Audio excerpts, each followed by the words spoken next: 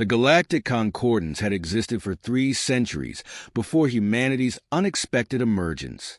What began as a delicate diplomatic dance quickly devolved into a complex geopolitical chess match that would reshape interstellar dynamics forever. The Unified Peacekeeping Fleet, a multinational assemblage of 12 advanced alien civilizations, had long maintained a careful balance of power across 17 star systems. Their technological superiority was unquestioned, with energy weapons that could vaporize matter and shielding systems that rendered traditional projectile weapons obsolete. Quantum communications, adaptive nano-armor, and faster-than-light drives were standard equipment for every peacekeeping unit.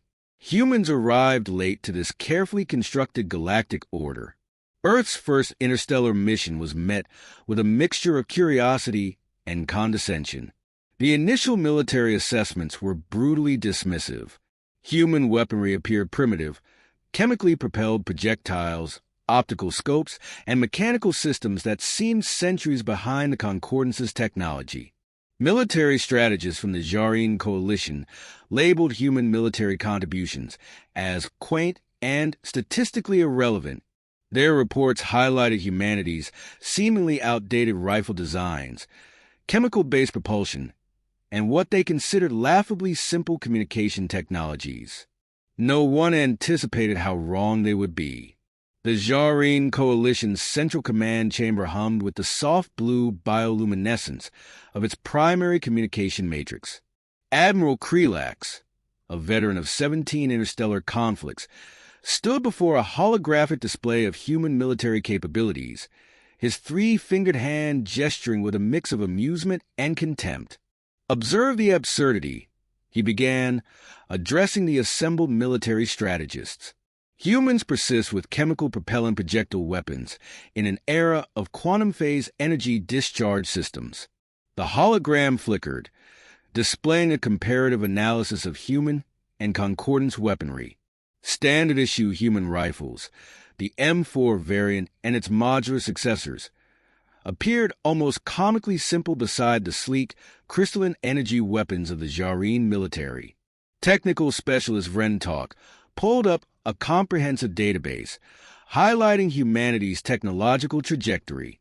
Their primary infantry rifle uses a 5.56 millimeter round, with a muzzle velocity of approximately 920 meters per second. Our standard-issue plasma disruptors can generate focused energy bursts at 0.3 light speed. With molecular disassembly capabilities, the room erupted in calculated laughter. Historical combat logs showed human military engagements as largely terrestrial, with limited extraterrestrial experience. Their longest-range precision weapons seemed pathetically inadequate compared to the Jareen's quantum targeting systems. Statistical models were merciless. A comprehensive analysis suggested that human rifle effectiveness would be reduced by 87.3% in standard galactic combat environments. Energy shielding, atmospheric compensation, and gravitational variance would render their projectile weapons nearly useless. "They are essentially bringing chemical-powered sticks to a quantum phase conflict," Admiral Krelax summarized, his translator rendering the statement with a tone of patronizing dismissal. The statistical breakdown was comprehensive. Effective range: human rifles 2,000 meter versus Jareen weapons 50,000 meter. Penetration capability: human limited material breach versus Jareen molecular disintegration. Environmental adaptability: human limited versus Jareen comprehensive. Technological complexity: human mechanical versus Jareen quantum adaptive. No one in the room considered the possibility that numbers might not tell the entire story. No one anticipated the human capacity for adaptation, for turning seemingly limited technology into a devastating instrument of war. The Jareen were about to learn that technological superiority meant nothing without understanding the weapon behind the weapon: human ingenuity. The Karbala Highlands stretched across the mineral-rich northern hemisphere of Proxima Centauri b, a planet whose geological composition made it the most valuable territorial acquisition in the sector's recent history. Towering peaks rose like jagged teeth, slicing through layers of atmosphere that shifted between razor-thin oxygen bands and dense, metallic-charged cloud formations. Geologically, the region was a nightmare for advanced technological warfare. Magnetic anomalies created by deep-core platinum deposits disrupted quantum communication systems. Razor-sharp assault formations, formed by millennia of volcanic activity, could shred energy shielding and render most advanced scanning technologies virtually useless. The terrain itself was a weapon, unpredictable, unforgiving, and supremely indifferent to technological superiority. The Jareen invasion plan was meticulously calculated. Initial scout reports suggested a three-phase assault, orbital bombardment of key mountain passes, quantum phase energy deployment to neutralize ground resistance, rapid mineral extraction using automated harvesting units. What they hadn't anticipated was the human response. A small special operations team, just 8 operators, was inserted into the most challenging section of the Karbala Highlands. Their equipment was a study in deliberate minimalism, lightweight, modular, and engineered for absolute environmental integration. Standard issue gear included custom fabricated camouflage suits with adaptive microlayering, thermal masking underlayers developed from advanced polymer research, modified M4 carbines with custom low-velocity ammunition, portable terrain analysis computing units, ultralight mountain survival kits. But equipment was only half the equation. The team's psychological preparation was equally crucial. Each operator underwent extensive training that went beyond traditional military conditioning.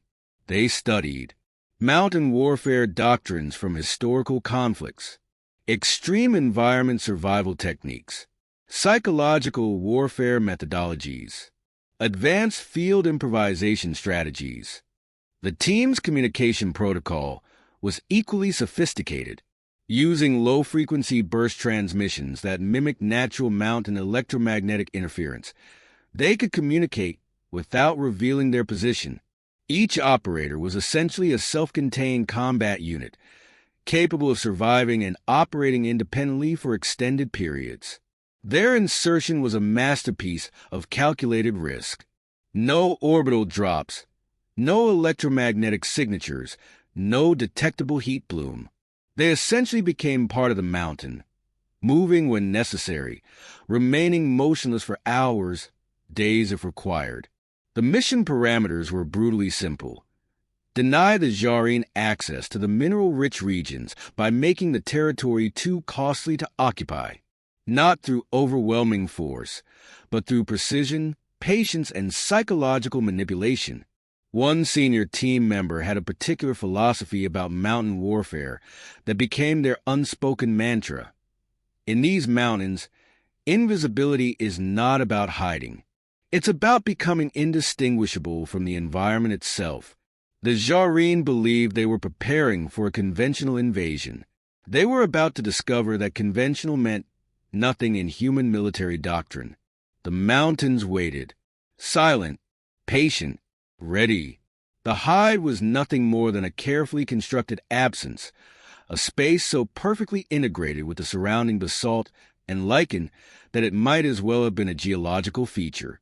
Carved into a razor-thin ridge line, the position offered a 3.2-kilometer unobstructed view of the primary Jareen landing zone. Positioning was a mathematical equation of survival. Thermal signature suppression, wind calculations, terrain masking, each element calculated with ruthless precision. The sniper's equipment was a testament to minimalist engineering. Custom-built bolt-action rifle with a titanium ceramic hybrid chassis, hand-loaded match-grade ammunition with specialized low-observable propellant, adaptive camouflage system that continuously analyzed and matched surrounding terrain, liquid-cooled thermal dampening system integrated into the operator's gear. Mental preparation was as critical as physical positioning. Years of training had transformed human perception into a weapon. Patience redefined not as waiting, but as active environmental absorption, the ability to become motionless for hours, to synchronize breathing with wind patterns, to exist as nothing more than a collection of calculations and potential energy. The first engagement began with absolute silence. At precisely 0347 local time, when Proxima Centauri's secondary moon cast its metallic blue light across the highlands, the first shot was fired. Distance, 3,287 meters. Wind, 2.3 meters per second west-southwest. Elevation differential, 412 meters. Target, Advanced Reconnaissance Unit, leading Jareen deployment formation. The round traveled faster than the sound of its own discharge. By the time the characteristic crack reached the landing zone, the first Jareen commander had already been transformed into a dispersing cloud of biomechanical components. Alien communication channels erupted in a cascade of confusion. Intercept log, Jareen Tactical Network. Commander tax neutralized. Point of origin, unable to locate. Weapon signature, unidentified. Penetration method, unknown. A second shot followed 47 seconds later. Another high-value target, then another. Each round a precise mathematical solution. Each impact a statement of calculated lethality. The Jareen Tactical Network began to fragment. Their advanced scanning systems, designed to track quantum energy signatures, found nothing. No heat bloom, no electromagnetic discharge, no predictable targeting pattern. Just death, arriving with mathematical precision. One intercepted communication captured the growing terror. It's like the mountain itself is killing us. They were correct in ways they couldn't comprehend. The Jareen Emergency Command Conference was unlike any tactical meeting in their species' history. Holographic displays flickered with increasingly desperate analyses, each projection more frantic than the last. Admiral Krelax's tentacular appendages writhed with a combination of fear and technological frustration. "We are facing a quantum computational anomaly," he declared, though even he knew this was a desperate rationalization. Their technological response was multi-layered and increasingly sophisticated. Quantum phase terrain scanners capable of detecting microscopic thermal variations. Adaptive atmospheric displacement sensors. Probabilistic prediction matrices designed to anticipate potential sniper positions. Drone swarms with multispectral scanning capabilities. Each technological solution was met with systematic defeat. The human operators seemed to anticipate every technological probing, responding with a level of adaptive counterintelligence that defied traditional military logic. Their camouflage techniques were nothing short of revolutionary. Adaptive polymer suits that could instantaneously match surrounding terrain spectral signature, suppress thermal emissions to near-zero detectability, distribute body heat through microcapillary systems, dynamically adjust surface texture to match surrounding geology. Movement discipline transformed human operators into something beyond mere soldiers. They became living geological features, capable of remaining motionless for hours, their breathing synchronized with wind patterns, their bodily functions mathematically regulated to minimize detectability. Psychological warfare emerged as their most potent weapon.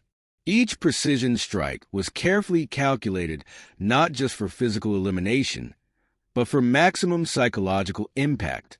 Target selection wasn't random. It was a deliberate strategy of systematic leadership decapitation. The Jareen began experiencing something unprecedented in their military history, tactical paralysis driven by pure, unadulterated fear. Communication intercepts revealed the growing terror. "We cannot see them. The mountain is hunting us." How do you fight an enemy that becomes the terrain itself? With each failed technological intervention, the Jareen realized a terrifying truth. Human warfare wasn't about technology. It was about turning the environment itself into a weapon, and they were about to learn that lesson in the most brutal way possible. The Jareen invasion force had become a study in collective psychological disintegration. Casualty reports told a story of mounting horror. In less than 3 standard galactic weeks, they had lost 62% of their command structure, 47% of their advanced reconnaissance units, tactical cohesion across all deployment zones. Rumors spread through their communication networks like a virulent infection. Stories of an invisible predator, transformed from battlefield whispers to terrifying mythology. Junior officers spoke in hushed tones about a killer who could predict movements, who seemed to exist between the molecules of the mountain itself. The most chilling reports came from survivors who described impossible precision. Commanders struck down with single shots that seemed to defy known ballistic physics. Communication systems mysteriously compromised. Entire forward units decimated without a trace of the attacker. Galactic intelligence networks began reassessing humanity's military potential. The Concordance's initial dismissal transformed into a mix of terror and reluctant respect. Diplomatic channels buzzed with a new question. Who are these humans, really? The political implications were seismic. What had begun as a routine mineral extraction operation had become a potential diplomatic nightmare. The Jareen were no longer seen as an unstoppable military force, but as a civilization that could be defeated by a small, seemingly outgunned human team. One intercepted communication captured the existential dread. We are not fighting soldiers. We are fighting the mountain itself. The Jareen had entered this conflict believing in their technological superiority. They would leave understanding a fundamental truth about human warfare. True power isn't about the weapon, but the mind wielding it. The mountains continued to wait, silent, patient, deadly. The final engagement was less a battle and more a surgical dismantling of an entire invasion force. In a single 72-hour period, the human team reduced the Jareen invasion to a catastrophic failure. Their final act was a masterpiece of tactical precision, systematically neutralizing the entire command structure with such mathematical accuracy that it seemed almost supernatural. The Jareen did not retreat. They fled. Quantum communication networks across the galaxy carried the story. A small human team, equipped with what had been considered primitive technology, had completely decimated a technologically superior invasion force. Not through overwhelming firepower, but through an unprecedented combination of environmental integration, psychological warfare, and absolute precision. The unified Concordance convened emergency sessions. Humanity was no longer viewed as a peripheral species, but as a potentially existential threat. The mountains of Proxima Centauri be told no stories. They simply waited, a silent testament to a battle that would reshape galactic military doctrine forever. Somewhere, a human special operations team cleaned their equipment, prepared their reports, and waited for the next mission. They were not heroes. They were simply doing their job, and they were very, very good at it.